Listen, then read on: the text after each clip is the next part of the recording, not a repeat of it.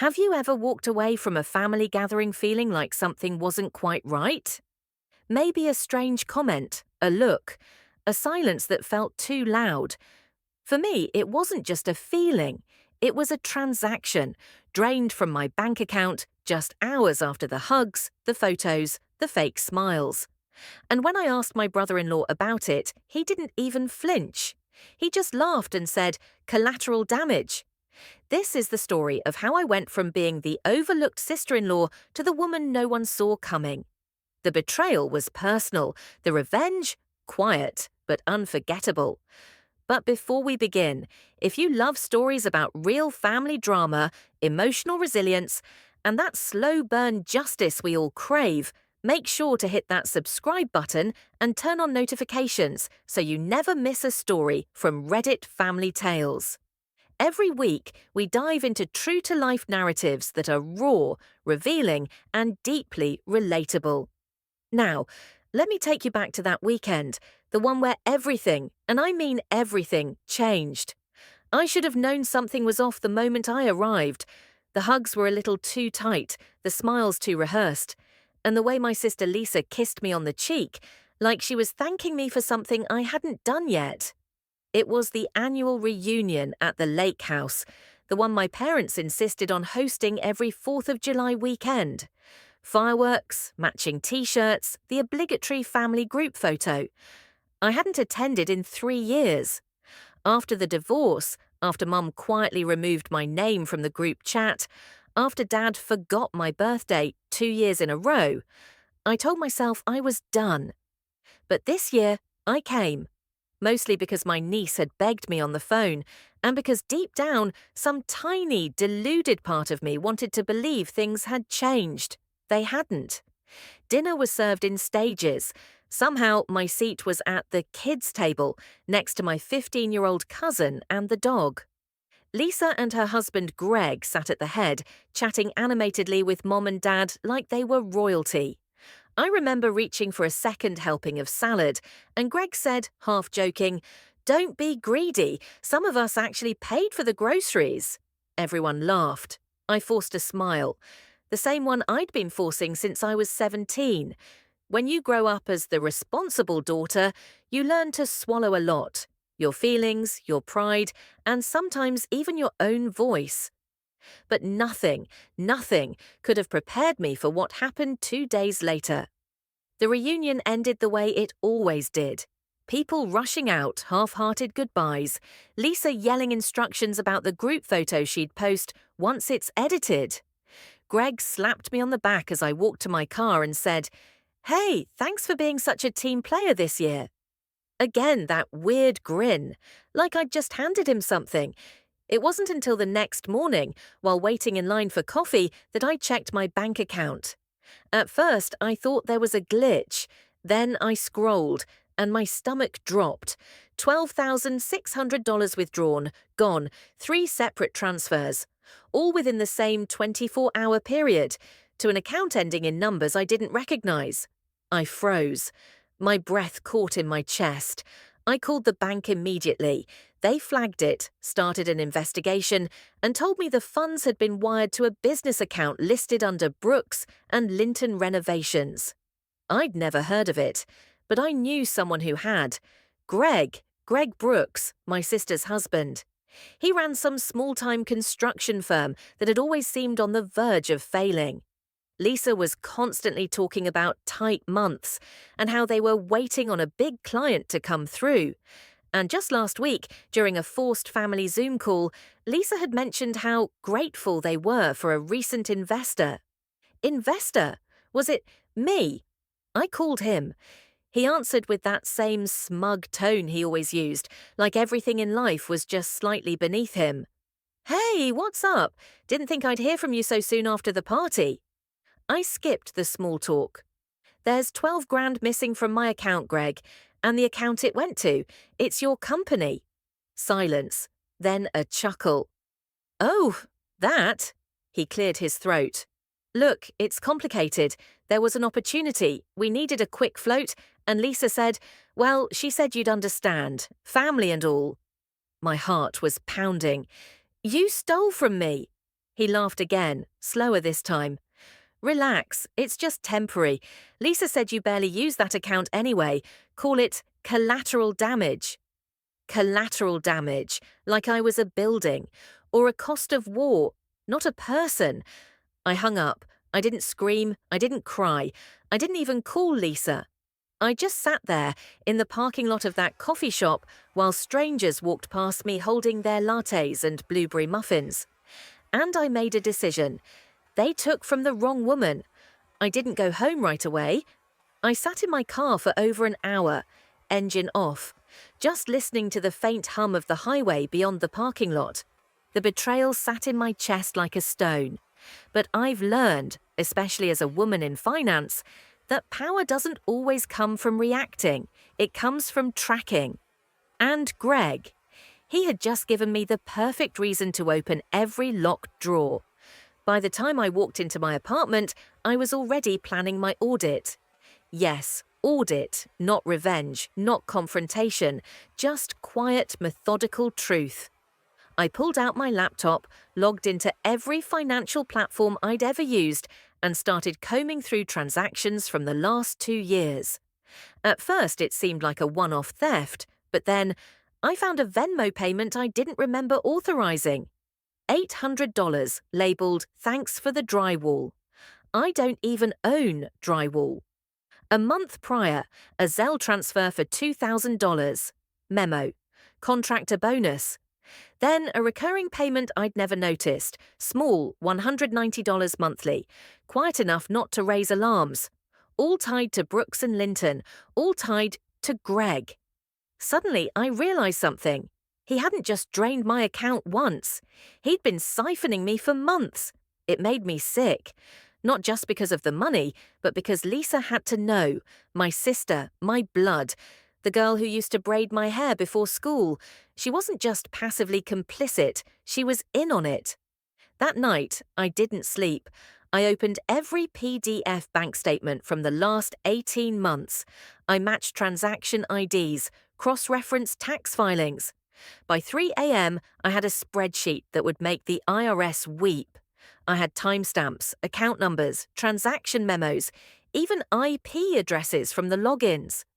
I didn't cry, I didn't scream, I didn't break a glass, even though the urge was there. I made tea, sat in silence, watched the sun rise over the rooftops of my city, and I realized I'd been the quiet one for too long, the good sister, the peacemaker, the one who forgives, the one who lets things slide. But I wasn't that woman anymore, so I did something no one in my family would expect. I called Martin. Martin was my ex. CPA, forensic accountant, brilliant and slightly insufferable.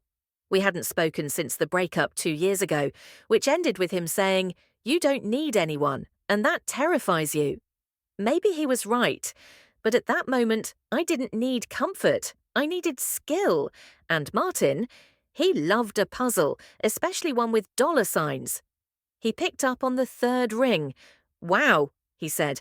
"I didn't think I'd ever see your name flash across my screen again." I cut to the chase. "I need your help. Someone's been stealing from me. I've got the data. I just need verification and strategy." A pause.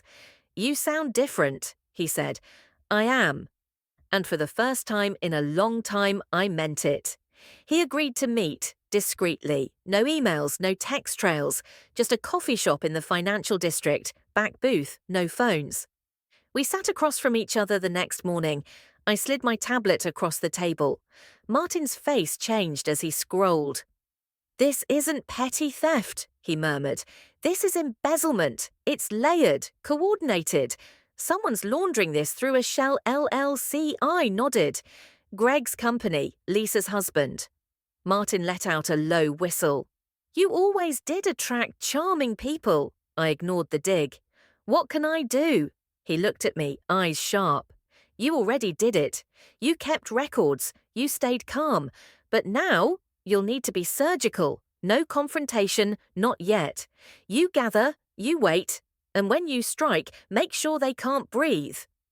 I didn't flinch, because in that moment, I wasn't just a woman who'd been robbed. I was a woman reclaiming herself. Martin called it the shell game. You know the one: 3 cups, 1 ball, fast hands, and the illusion of choice. Except this time, the cups were LLCs, and the ball was my money. After our meeting, Martin and I fell into a rhythm: quiet coffee shop huddles, shared spreadsheets on encrypted drives, burner emails. He analysed, I gathered.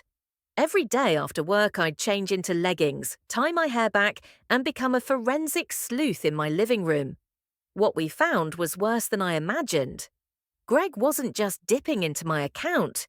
He'd created 2 shell companies, one registered under a fictitious name in Delaware, a state notorious for corporate anonymity, and another under Lisa's maiden name in Nevada. Both were linked to consulting services and renovation logistics. Translation: laundered lies.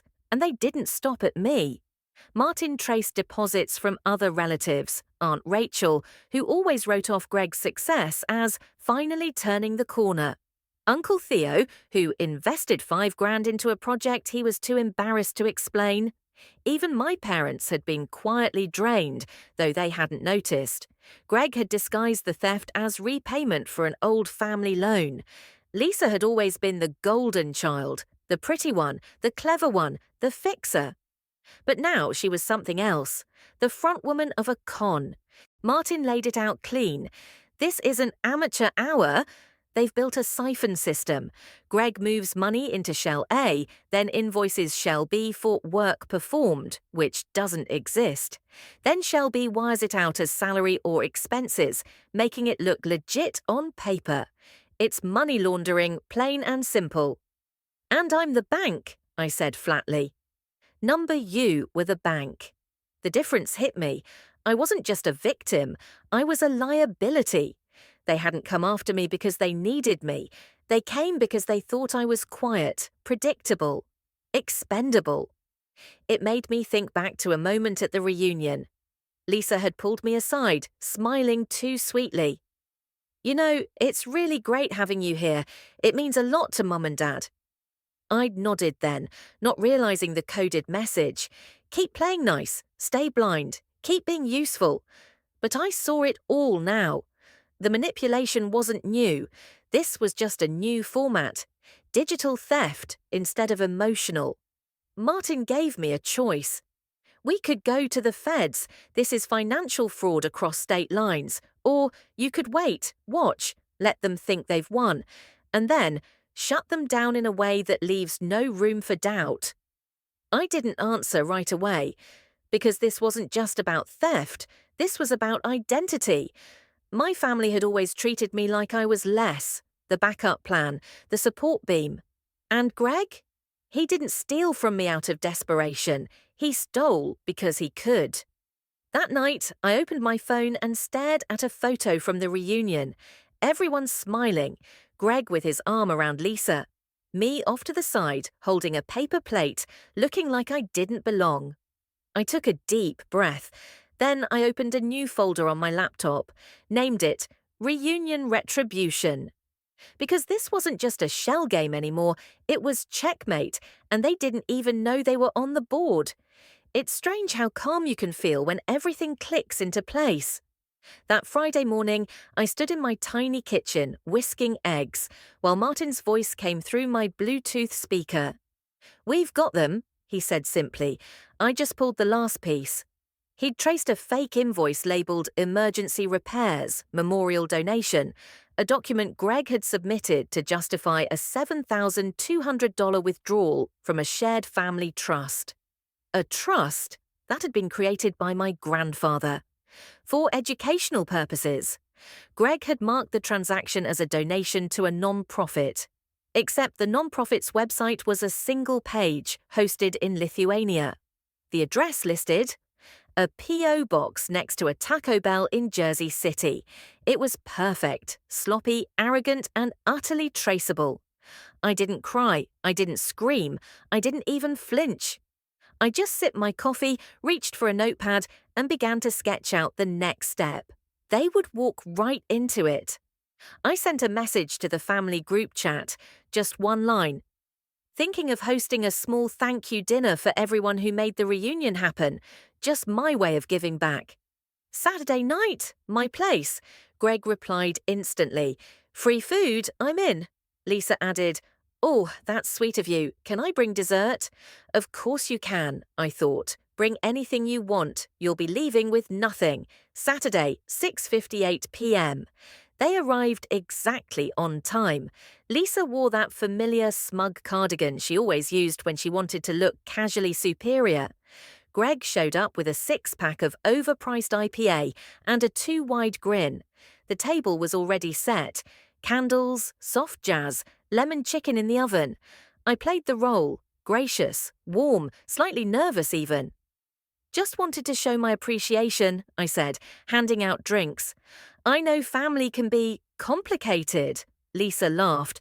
That's one word for it. We sat, ate, made small talk about Dad's sciatica and cousin Drew's new baby. Then I stood up. There's actually something I wanted to show you both, kind of a tribute video. Greg raised his beer. To the reunion queen herself. I clicked the remote. The TV lit up. At first, it was family photos, laughter, fireworks, smiles. Then a screenshot, a wire transfer with my name on it. Then another, Greg's signature on a fake invoice. Then a side-by-side comparison of shell company filings. Then the non-profit website with the Lithuanian domain. The room went dead silent. Lisa's smile collapsed. Greg blinked like he couldn't quite process it. He leaned forward. What is this? I didn't look at them, I just spoke. It's called evidence of wire fraud, identity theft, misappropriation of trust funds, and depending on your next move, possible prison time. Lisa's voice cracked. You wouldn't… This is family, for God's sake. I turned to her then, slowly, carefully. No, Lisa, you decided what kind of family we are when you handed my account number to your husband like it was Monopoly money. Greg scoffed. Come on, it was just a loan. Unsecured, unauthorized, and laundered, I replied. Then I placed a sealed manila envelope on the table. Inside, copies of all the evidence, labeled, indexed, watermarked. One set had already been delivered to my lawyer, Maggie Lynn. Another to the New York State Department of Financial Services. Lisa reached for the envelope with trembling hands. Greg stayed frozen, jaw tight. I haven't gone public, I said. Not yet. But if even a single dollar more disappears, if I so much as catch the scent of a lie, this doesn't end with dinner. It ends with court. Lisa whispered, What do you want? And here it was. The moment I took back everything. You're going to pay me back, every cent, with interest, through documented channels, within 60 days. You're going to dissolve your shell companies. You're going to return the money you took from the family trust. And you're going to do it all quietly. Because if you don't, this story doesn't end in a courtroom. It ends in headlines. Greg opened his mouth, then closed it. He knew. They both knew. This was no longer about what they took. It was about who I had become while they weren't looking.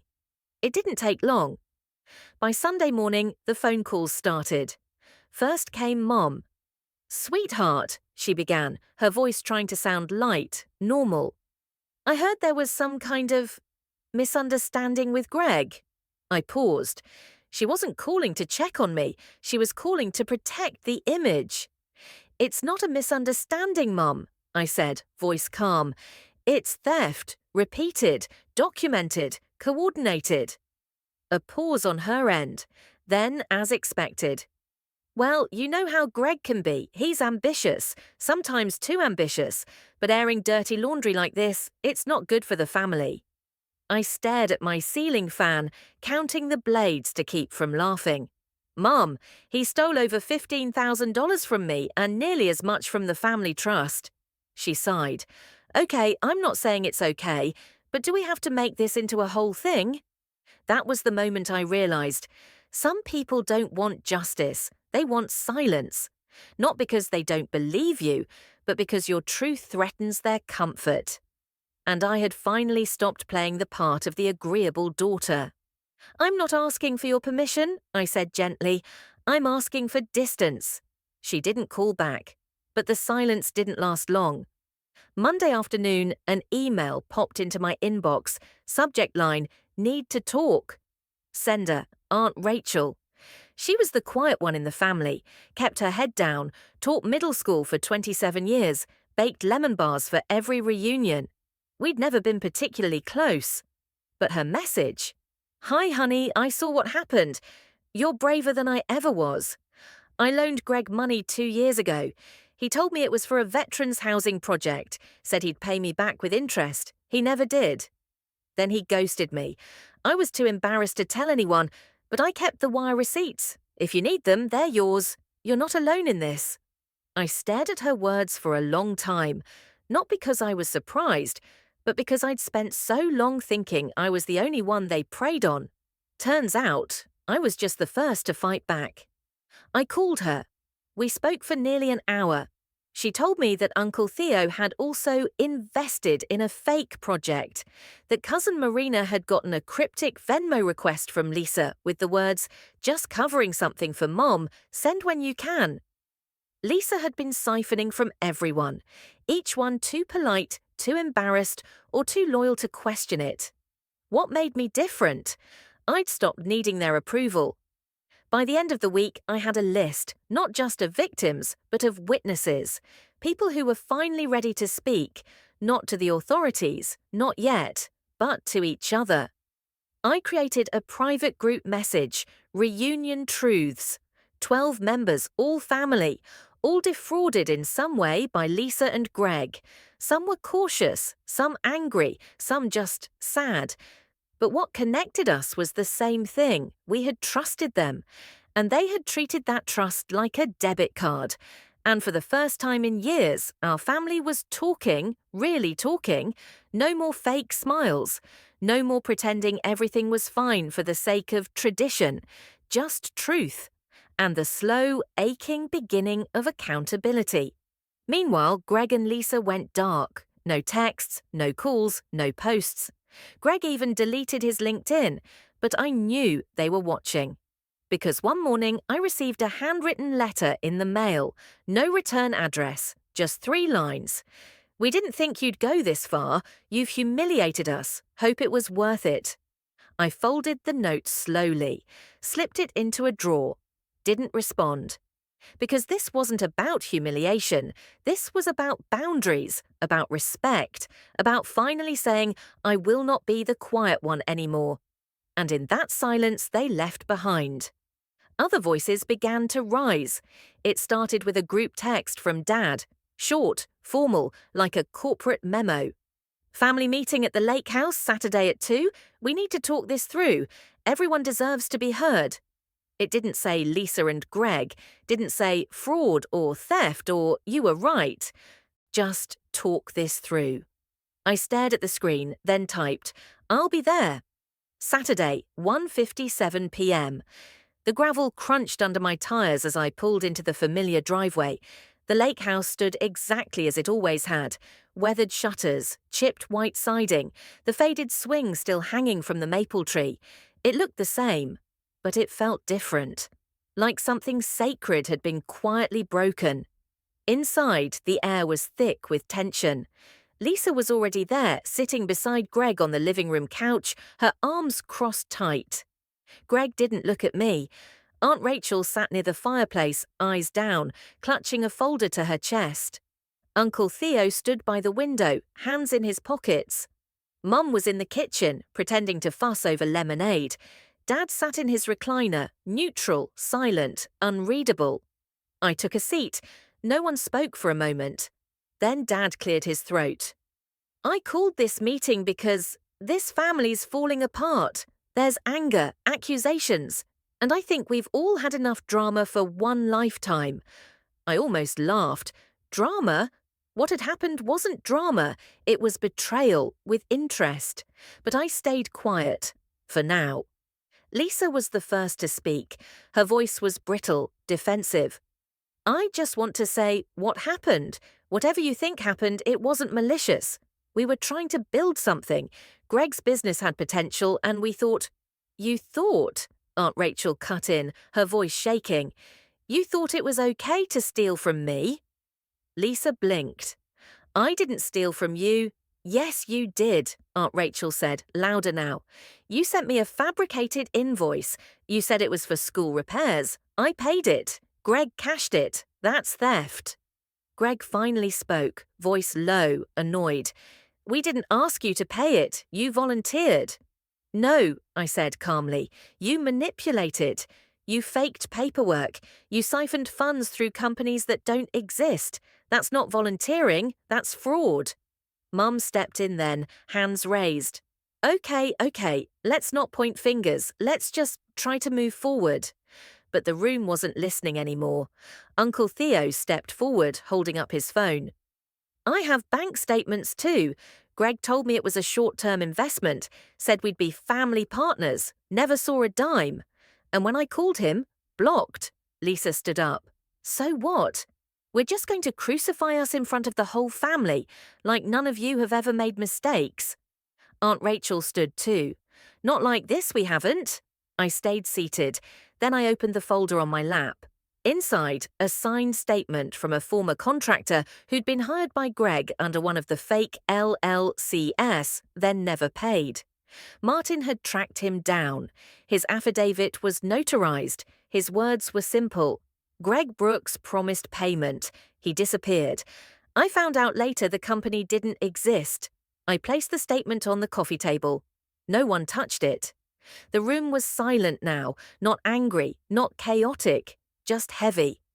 Finally, Dad spoke again, his voice lower this time, more fragile. I don't know who my family is anymore. I looked at him, and for the first time, I didn't feel the need to defend myself. Instead, I said, maybe this is the first time you're actually seeing us, all of us. Lisa's eyes filled, but not with tears, just pride and pain crashing into each other. Greg stood suddenly, grabbed his coat.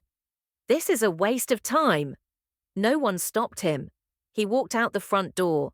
Lisa lingered a second longer. Her voice was quiet. I didn't mean for it to go this far. I met her gaze and said something I didn't know I'd say until the moment came. I believe you, but you don't get to decide when people stop hurting. She left without another word. That night, the lake was calm. Aunt Rachel sat beside me on the porch swing. You know, she said, I thought I was too old to start calling out liars, but watching you made me realize it's never too late to stop being quiet. I smiled at her. We didn't need a family that looked perfect. We needed a family that faced the truth. I didn't think peace would feel this still. There were no fireworks, no dramatic confessions or courtroom gavel slams, just quiet mornings, warm coffee, and an unfamiliar but welcome sense of clarity. 60 days passed. Right on deadline, Greg wired the full amount owed, plus 8% interest, per the agreement Maggie drafted. He didn't apologize. He didn't have to. The wire transfer was the apology. Lisa sent a check separately. No memo line, no note, just money folded into silence. I cashed it anyway, because forgiveness doesn't mean re-entry, and closure doesn't require an invitation. With the returned funds, I did something I hadn't expected. I didn't splurge. I didn't donate it all away. I didn't build a business out of revenge. Instead, I booked a week off work, rented a small cabin in Maine, and spent 7 full days without checking my email once. I read novels, I hiked, I deleted old voicemails from Lisa. I cried a little when I found one from Dad, saved from years ago, where he said, "You're stronger than you think, kiddo." And I realized something simple, but life-changing. I never needed their validation. I just needed space to rediscover my own voice. When I got home, I made a small change. I closed the joint family account, the one I used to keep just in case. I opened a new one, just for me. Then I changed my emergency contact. It used to be Lisa. Now it's Aunt Rachel. She cried when I told her. I'm honored, she said. I never thought I'd find family again at this stage in life. You didn't, I replied. You chose it. People think revenge is about destruction, but sometimes the most radical thing you can do is rebuild without them. My family still gathers for the holidays. Sometimes I go, sometimes I don't. But when I do walk through the door now, I walk in as a woman who knows exactly who she is. Not the outsider, not the quiet one, not the backup plan or emotional banker. Just me, whole, solid, unapologetic. And that's what I took back. Not just the money, not just the narrative, but the parts of myself I used to leave at the doorstep just to keep the peace. Now, I keep the peace within me, and that is something they can never touch again. If this story touched you or reminded you of a moment where you finally stood up for yourself, subscribe to Reddit Family Tales for more true-to-life cinematic stories that honor quiet strength, emotional truth, and the power of self-respect. Thank you for listening. We'll see you in the next story.